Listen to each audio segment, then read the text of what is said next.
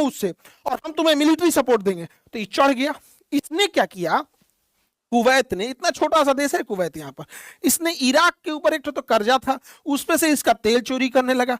अब क्या किया, इराक को बर्बाद करने के लिए कुवैत अमेरिका के प्रभाव में आके तेल उत्पादन बहुत ज्यादा बढ़ा दिया। जितना कोटा था जरूरत से ज्यादा तेल का उत्पादन बढ़ा दिया। तेल का उत्पादन जरूरत से ज्यादा बढ़ाने के कारण तेल का जो प्राइस था वो एकदम गिर गया और सद्दाम हुसैन को बहुत घाटा लग गया, एकदम घाटा लग गया। 79 में सत्ता हासिल कर रहा है, अभी अभी नया नया सत्ता हासिल किया, 8 साल युद्ध लड़ लिया और उसके ऊपर ही तेल चुरा के उल्टे उसका तेल का रेट गिरा दिया। सद्दाम हुसैन करा युद्ध कर देंगे तुम्हारे ऊपर, फिर मारेंगे, याद रखो, अभी ईरान को मारे, अभी तोरो मारेंगे। तो इसके पीछे तो अमेरिका का साथ था। कहा कि कोई बात नहीं, हम देख लेंगे, हम खमैनी थोड़ी है कि अमेरिका का साथ नहीं, हमारे साथ तो अमेरिका का साथ है, अब तुम कुछ भी करो। ये चढ़ा दिया अमेरिका के दम पे, और हुआ भी यही, अमेरिका इसे चढ़ाया। और अमेरिका चाहता था कि कुवैत चढ़ जाए, और जब सद्दाम हुसैन कुवैत पर हमला करेगा तो अमेरिका का पहले से प्लानिंग था कि अमेरिका इसे बचाने नहीं आएगा। और अमेरिका ने यह बात पहुंचवा दी थी सद्दाम हुसैन पर कि मारो ना यार, हम इसको झूठे चढ़ा रहे हैं, हम इसे बचाने नहीं आएंगे। और यही हो गया सद्दाम हुसैन के साथ। सद्दाम हुसैन यहां दूसरा खाड़ी युद्ध कर दिया।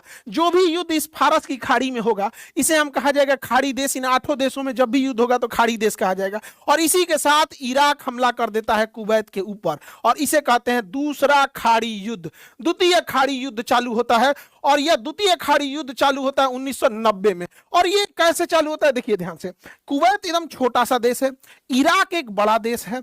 इराक की सेना ज्यादा पावरफुल है, इराक की सेना अनुभवी है। और इराक की सेना जो थी कुवैत के ऊपर अचानक 2 अगस्त को सरप्राइज अटैक करती है, बिना बताए, एकदम छोटे से देश पे चारों ओर से सरप्राइज अटैक कर देती है। और महज 48 घंटे यानी 2 दिन के अंदर 4 अगस्त को पूरे कुवैत पर कब्जा, पूरे कुवैत पर कब्जा। अमेरिका पूरा खुश हो गया, कहता हम तो यही चाहते थे, सचा तुम मरो, और जब तुम मरोगे तो तोरा पहले ब्लैकमेल करेंगे, तुम्हारा इलाज हम करेंगे, 100 गुना रेट पे करेंगे, बहुत उड़ रहे हो।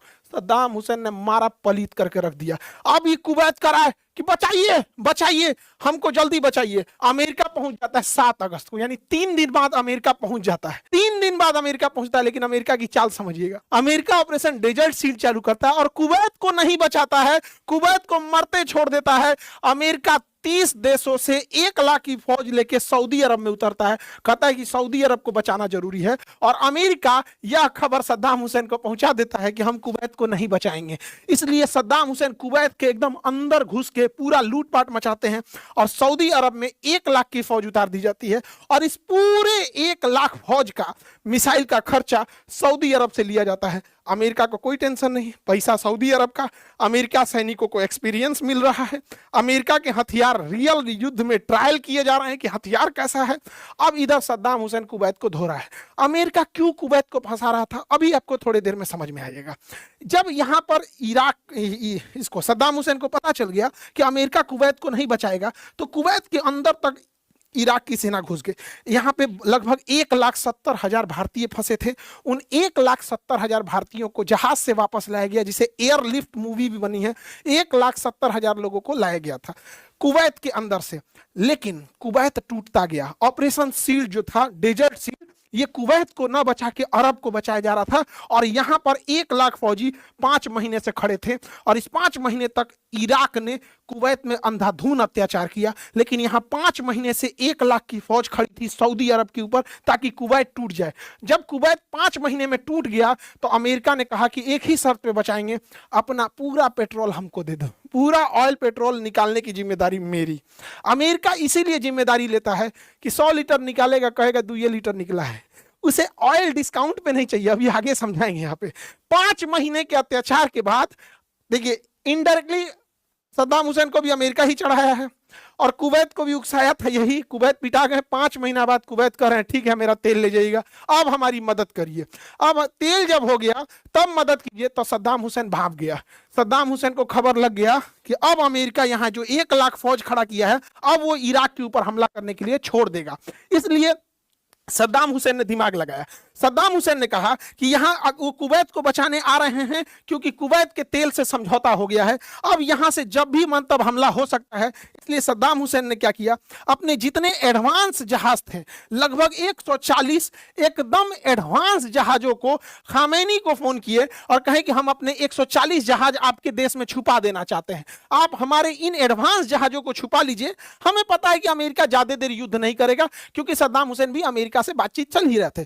तो 140 जहाजों को छुपा दिया ताकि जब अमेरिका और उसके 30 देश मिलकर हमला करेंगे इराक के ऊपर तो इराक के केवल पुराने जहाज, पुराने टैंक्स और पुरानी मशीनरी ध्वस्त होंगी, नए जहाज और ये सारी चीजें ईरान में जाके सुरक्षित रहेंगी। रुहुल्लाह खमैनी ने कहा ठीक है, मुसीबत में हम तुम्हारा साथ देंगे, लाके यहां रख दो। और जैसे सद्दाम हुसैन ने वहां रखा और वहीं से अमेरिका ने दूसरा ऑपरेशन चालू किया, उस ऑपरेशन का नाम था ऑपरेशन डेजर्ट स्टॉर्म। जबकि इससे पहले जो सऊदी अरब में फौज रखी गई थी उसका ऑपरेशन का नाम था डेजर्ट सीड। डेजर्ट सीड तो आना चाहिए था कुवैत को बचाने के लिए, लेकिन 1 लाख फौज तो सऊदी अरब में इंतजार कर रही थी। अब अमेरिका ने ऑपरेशन डेजर्ट स्टॉर्म चालू किया जो 5 महीने लेट चालू हुआ था। यह 5 महीने लेट इसीलिए चालू किया गया था कि कुवैत घुटने टेक दे और कुवैत अपना सारा पेट्रोल अमेरिका को दे दे। जब कुवैत अपना सारा पेट्रोल अमेरिका को दे दिया तब इन्होंने सद्दाम हुसैन के ऊपर हमला कर दिया ऑपरेशन डेजर्ट स्टॉर्म से। 17 जनवरी को यह हमला होता है और महज 24 फरवरी को यानी महज डेढ़ महीने में 30 देशों की सेना मिलकर इराक को पीछे हटने पर मजबूर कर देती है और सद्दाम हुसैन पीछे हट जाते हैं। कुवैत को मुक्त करा दिया जाता है। कुवैत को बलि का बकरा बनाया ही इसलिए गया था। कुवैत हो जाता है मुक्त और सद्दाम हुसैन को ढकेल दिया जाता है पीछे। लेकिन सद्दाम हुसैन तो पहले से सेटिंग था। कहा गया अरब देशों से और कुवैत से, अमेरिका ने कहा, अमेरिका कहा कुवैत से, अमेरिका कहता है सऊदी अरब से कि देखो सद्दाम हुसैन को मारो नहीं, सद्दाम हुसैन का रहना जरूरी है। सद्दाम हुसैन अगर नहीं रहेगा तो ईरान को बैलेंस कौन रखेगा? ईरान को बैलेंस रहने दो, ये दोनों आपस में लड़ेंगे और तुम लोग खुश रहना, अपने में हैप्पी एकदम रहना। ये सब समझ किया सबका, ठीक है, सद्दाम हुसैन को छोड़ दिया जाए। सद्दाम हुसैन को अमेरिका ने छोड़ दिया और कहा क्योंकि पावर बैलेंस बनाने के लिए सद्दाम हुसैन जरूरी है। सद्दाम हुसैन को छोड़ दिया गया। अमेरिकी सैनिक 30 देशों के सैनिक लौट गए। कुवैत फिर से हो गया, कुवैत हो गया भैया, वहां से तेल ले गया अमेरिका और सद्दाम हुसैन अपने यहाँ चले गए। सद्दाम हुसैन जब अपने यहाँ चले गए तो रुहुल्लाह खमैनी से कहें कि देखो भैया हमारा तो भाई क्या किस्मत कहें, पहली खाड़ी देश का युद्ध आपसे लड़े 8 साल और दूसरा खाड़ी कुवैत से लड़े, कुल इंफ्रास्ट्रक्चर चौपट हो गया, लाखों लोग मारा गए, पूरी सेना बर्बाद हो गई, इंफ्रास्ट्रक्चर बर्बाद हो गया, हम क्या करें? एक काम कीजिए, 140 को जो जहाज रखे हैं ना, हम आपके यहाँ रखे थे, आप ये जहाजवा हमको वापस कर दीजिए। रुहुल्लाह खमैनी से कहा गया कि वापस कर दीजिए। रुहुल्लाह खमैनी ने कहा कि हम नया देश बनाए थे 1979 में अमेरिका से लड़के, और अगले ही साल 1980 में ते हमारा ऊपर बिना मतलब युद्ध थोप दिया। बताओ सद्दाम चाचा गलती क्या था इसका? बताओ सद्दाम चाचा क्या गलती था? कहा तू हमरा का 8 साल तक युद्ध किया, 80 से 88, ये 8 साल के युद्ध में हमारा बहुत लॉस हुआ है, हम तुम्हारा जहाज युद्ध के जुर्माना के तौर पे रख लेते हैं, ये हमारा हर जाना हो गया। जाओ सद्दाम हुसैन, तुम्हारा पुराना जहाज अमेरिका मार दिया ऑपरेशन डेजर्ट स्टॉर्म में और नया जहाज तुम हमारे यहाँ रखे थे ये हम रख लिए। ईरान बाजी मार लिया, फ्री में इतना जहाज रख लिया ईरान, इंटरनेशनल चोरी। ऑपरेशन डेजर्ट स्टॉर्म के बाद भले ही अमेरिका और 30 देश पीछे चले गए, लेकिन अमेरिका ने अब सद्दाम हुसैन को टॉर्चर करने के लिए इराक के ऊपर प्रतिबंध लगाना चालू कर दिया। कहा कि इराक के ऊपर सैंक्शन लगाए जाएंगे, उसकी इकोनॉमी को बर्बाद किया जाएगा, कोई भी तेल उससे नहीं खरीदेगा। धीरे धीरे इराक बर्बाद होने लगा, इराक एकदम खत्म हो गया। प्रथम खाड़ी युद्ध ईरान से लड़ गया, दूसरी खाड़ी युद्ध कुवैत से लड़ गया। इन दोनों युद्ध में पैसा बर्बाद हो गया, 140 को जहाज रख लिया ईरान, फिर सैंक्शन लगा दिया, इराक एकदम कमजोर हो गया। पहले ये देखते हैं कि सब सद्दाम हुसैन थे तो भारत से कैसा रिलेशन था। ओवरऑल ये डिपेंड करता है हमसे कितने अच्छे थे। तो देखिए सद्दाम हुसैन भारत को सस्ते दम पे पेट्रोल देता था, इसलिए बहुत अच्छा है। दूसरा, भारत किसी भी गुट में नहीं था, गुट निरपेक्ष था, और इराक भी किसी भी गुट में नहीं था, गुट निरपेक्ष था। भारत भी ग्लोबल साउथ यानी जो विकासशील देशों का संगठन है उसका सदस्य था, और इराक भी ग्लोबल साउथ का था। इस हिसाब से हमारे अच्छे रिलेशन थे। रही बात कश्मीर की, तो सद्दाम हुसैन की एक चीज अच्छी ये लगी कि इसने कश्मीर के मुद्दे पर कहा कि ये भारत पाकिस्तान का इंटरनल मैटर है, दुनिया को इस पर ध्यान नहीं देना चाहिए, इस वजह से ये हमारा साथ दिया। लेकिन कई जगह पे जैसे इस्लामिक ऑर्गेनाइजेशन के मामले पे ये कश्मीर के मामले में इनका राग अलग हो जाता था, या फिर जब कभी रिलीजियस मैटर होता था तो ये अरब देशों के साथ चल जाते थे। यानी ओवरऑल अगर हम कहें तो भारत के पक्ष में ये इंसान 60% रहता था, लेकिन ओवरऑल ये कहेंगे कि हमसे अच्छा पेट्रोल मिल जाता था। ये पाकिस्तान का कभी खुल के साथ नहीं दिया। उसका रीजन खुद पाकिस्तान भी है। रीजन क्या है कि इसकी दुश्मनी अब हो गई अमेरिका से, और पाकिस्तान जो था हमेशा अरब वेस्टर्न कंट्रीज का साथ दिया।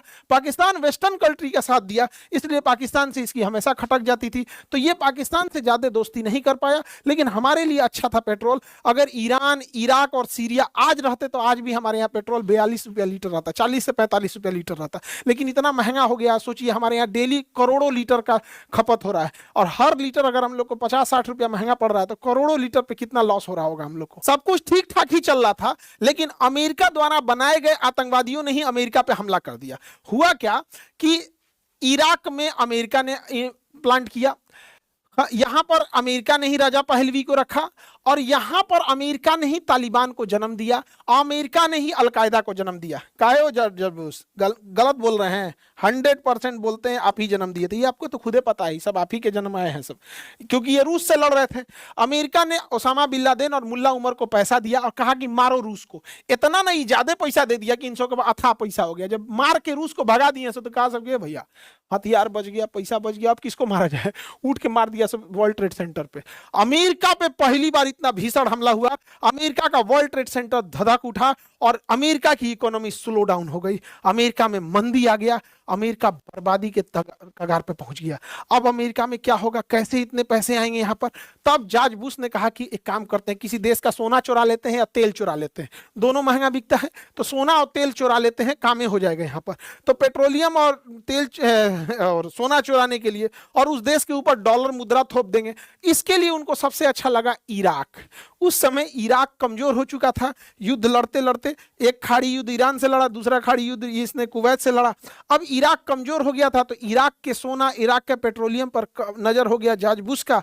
तो इसने आरोप लगा दिया कि इराक के पास बहुत ही ज्यादा केमिकल हथियार हैं, weapons of mass destruction, weapons of mass destruction, बहुत खतरनाक खतरनाक हथियार इराक रखा है। जबकि इराक ऐसा कोई हथियार नहीं रखा था, ये पूरी दुनिया ने इराक में खोज के देख लिया, कहीं नहीं रखा था। लेकिन ये बहाना बनाकर अमेरिका ने 2003 में इराक के ऊपर आक्रमण कर दिया, और ये हो गया तीसरी खाड़ी लड़ाई, ले इराक के ऊपर आक्रमण कर दिया। जबकि उद्देश्य बस था कि इराक का तेल लेके जाना है। सद्दाम हुसैन को लगा कि छोटा मोटा हमला करेगा, क्योंकि 2 बार तो हमला हो ही गया था, तो सद्दाम हुसैन ओवर कॉन्फिडेंस में थे। लेकिन ये हमला बहुत तेजी से हो गया, और इस ऑपरेशन का नाम रखा गया ऑपरेशन इराकी फ्रीडम, जो इराक को फ्रीडम दिलाएंगे सब, यहाँ पर इराकी फ्रीडम नाम रखा गया। और अमेरिकी सैनिक अंदर घुस गए सब 2003 में, और 8 महीने के अंदर अंदर सद्दाम हुसैन को हरा दिया गया, पूरे सद्दाम हुसैन पर हरा दिया, इराक पर कब्जा हो गया और सद्दाम हुसैन को पकड़ लिया गया। 2003 में 8 मंथ के ही ऑपरेशन में 2003 में ही आक्रमण हुआ, और 2003 में ही 8 मंथ के बाद एक सुरंग से सद्दाम हुसैन को पकड़ के सब निकाल दिया था।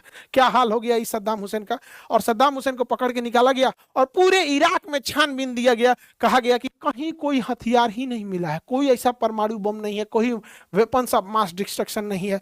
अब अमेरिका ने कहा कि यहां से अगर हमें पूरा सोना और पूरा पेट्रोलियम ले जाना है, कुवैत का तो लेके चलिए गया, अगर यहां से ले जाना है तो सद्दाम हुसैन पे किसी मुकदमा में फंसा दो, और यहां किसी कठपुतली, किसी चोट्टा को सरकार बना दो, और उसी चोट्टा से इसको फांसी दिलवा देते हैं। तो अमेरिका ने यहां एक कठपुतली सरकार बना दिया, और उसी कठपुतली सरकार से सद्दाम हुसैन को गिरफ्तार करा दिया, और सद्दाम हुसैन के ऊपर मुकदमा चलाया गया। सद्दाम हुसैन पर 2003 में मुकदमा चला, और यह मुकदमा 2006 तक, यानी 3 सालों तक सद्दाम हुसैन के ऊपर मुकदमा चला। अमेरिका ने कहा कि हम कहां कुछ कर रहे हैं, हम मुकदमा चला रहे हैं, ये तो इराक में नया राष्ट्रपति आए हैं, वो ने सद्दाम हुसैन को पकड़ लिए हैं।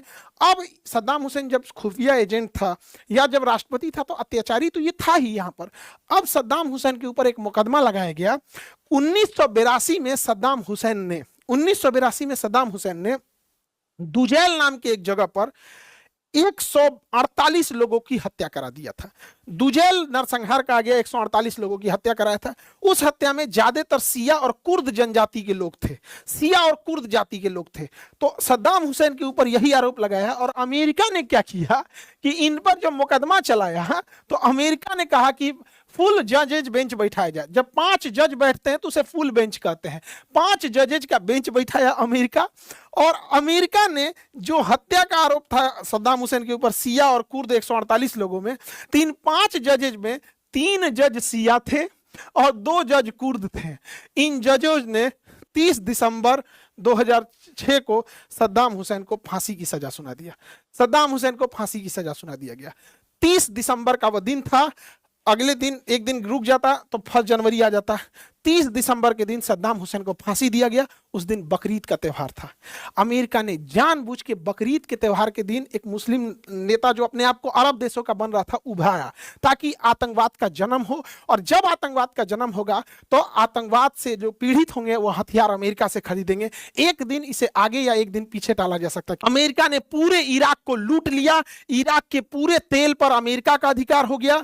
उस तेल को छानने के लिए अमेरिकी कंपनियां आई, उस तेल को रखने के लिए भी अमेरिका कंपनियां आई। इराक को पूरी तरह कंगाल कर दिया गया। इराक का पूरा सोना अमेरिका लेकर चला गया। इराक में जगह जगह सैन्य अड्डे अमेरिका के हो गए। कोई इराक के खिलाफ बोलता था उसके ऊपर बम्बार्डमेंट कर दिया जाता था। इराक तहस नहस हो गया। अमेरिका ने इराक में इतनी अत्याचार किया, सबसे बुरा अत्याचार हुआ था अबू गुरैज जेल में। अबू गुरैज जेल में कैदियों को नंगा रखा जाता था। जो सद्दाम हुसैन के फौजी थे वहां पर, उनके गुप्तांगों को काट लिया जाता था, उसमें रस्सी बांध कर खींची जाती थी, उनके ब्लड में पेट्रोल मिला दिया जाता था जिससे उनके पूरे शरीर में जलन होने लगता था। और ये अगर आपको ऐसा लगता है कि ये हम जो बढ़ा चढ़ा के बोल रहे हैं, तो आप जो अमेरिकी सैनिकों की सीएसी कंपनी थी उसके ऊपर 350 करोड़ का जुर्माना लगाया और कहा कि 350 करोड़ रुपया इराक के उन परिवार को देना होगा जिन लोगों को आपने इसे मारा है। यहां पर अमेरिका की एक कंपनी थी ब्लैक वाटर, ये प्राइवेट आर्मी थी जो सुरक्षा देती थी उन लोगों को, ये किसी को गोली मार देते थे सब यहां पे।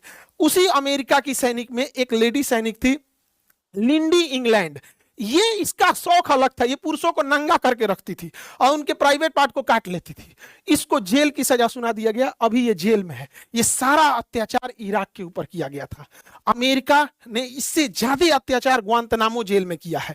यहां पर अमेरिका का एक ग्वांतनामो जेल है। हालांकि आप कहेंगे तो ग्वांतनामो जेल का एक अलग वीडियो बना देंगे। इसी ग्वांतनामो जेल में था अबू अहमद अल कुवैती। अबू अहमद अल कुवैती ही वह व्यक्ति था जो ओसामा बिन लादेन का कोरियर का काम करता था, इसे चिट्ठी पहुंचाता था। ये कोई मोबाइल नहीं रखता था और इसी को ट्रेस करके ओसामा बिन लादेन की अबोटाबाद में घर में पहुंचा गया और अमेरिका ने सील कमांडो की मदद से उसे मार दिया। अगर आप कहेंगे तो इस पे एक सेपरेट वीडियो बना देंगे कि ओसामा बिन लादेन कैसे पकड़ा गया और ये कैसे था अबू अहमद अल कुवैती और कैसे एक डॉक्टर की मदद से उसके यहां पहुंचा गया।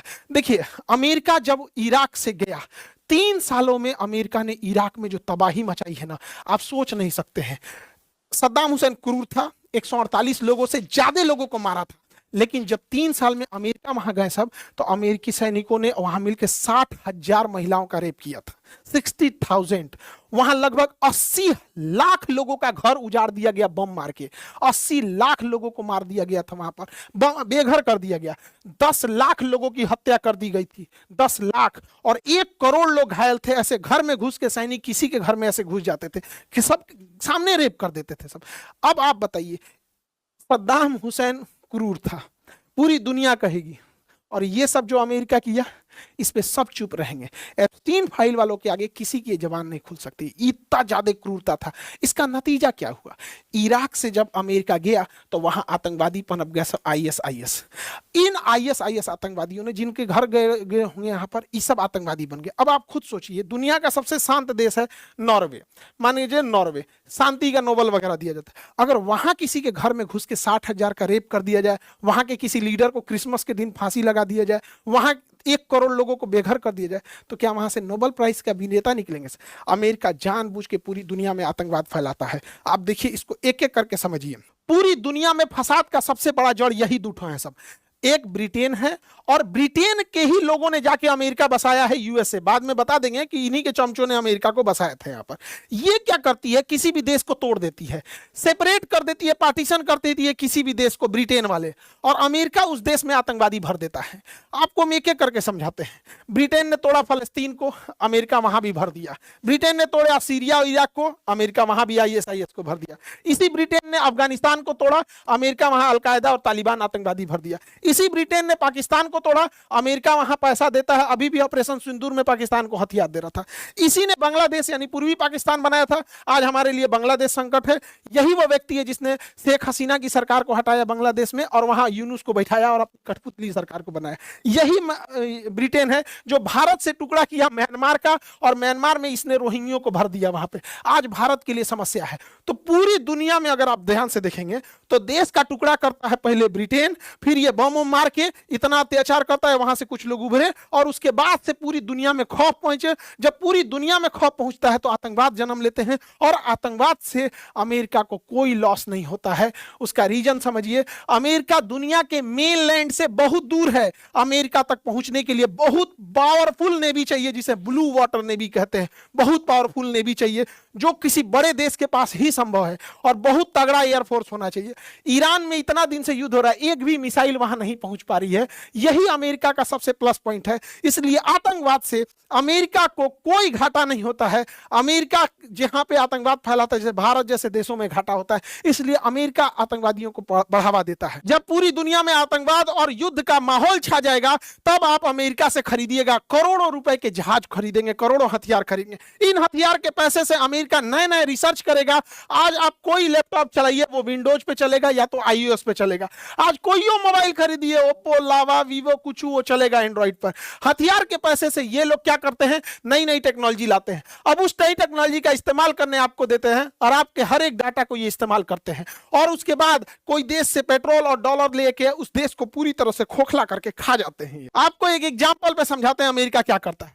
अमेरिका किसी देश से कहता है हमको डिस्काउंट पे पेट्रोल नहीं चाहिए, हमें पूरा तुम्हारा पेट्रोल का कुआं ही चाहिए। क्यों? अमेरिका वहां से निकालेगा 100 लीटर, अब बोलेगा 5 लीटर निकला है, यानी 95 लीटर तो फ्री में ले गया, बचा हुआ 5 लीटर भी डिस्काउंट पे ले जाएगा, और उस 5 लीटर का भी पेमेंट आपसे डॉलर में कराएगा। उस देश को इतना कमजोर कर देता है कि अगर वो देश आंख उठाने की हिम्मत करता है तो उस देश के ऊपर हमला कर दिया जाता है, या उस देश के राष्ट्रपति को फांसी दे दिया जाता है, या वेनेजुएला के राष्ट्रपति को रात को अंधेरे में उठा के लेके चला जाता है, या फिर ईरान की तरह घर में घुसकर किसी राष्ट्रपति को उसकी पत्नी, बीवी, बाल बच्चे के साथ मार दिया जाता है। अब जहां वहां आतंकवाद पनपेगा तो अमेरिका कहता है आतंकवाद हुआ है। आप सोच के देखिए, अगर कोई द्रौपदी मुर्मू के ऊपर अगर मिसाइल से हमला कर दे, हमारे प्रधानमंत्री के ऊपर कोई मिसाइल से हमला करके मार दे, तो क्या भारत का आदमी चुप बैठेगा, चूड़ियां पहन के बैठेगा? कभी नहीं बैठेगा। अमेरिका यही करता है और उस देश को पूरी तरह से चूस लेता है। एग्जाम्पल के तौर पर बताते हैं आपको, अगर मान लीजिए कि हमारे ऊपर यह जिम्मेदारी हो जाए कि हम ही परीक्षा का क्वेश्चन सेट करेंगे, तो हम कैसे अमीर हो सकते हैं? देखिए,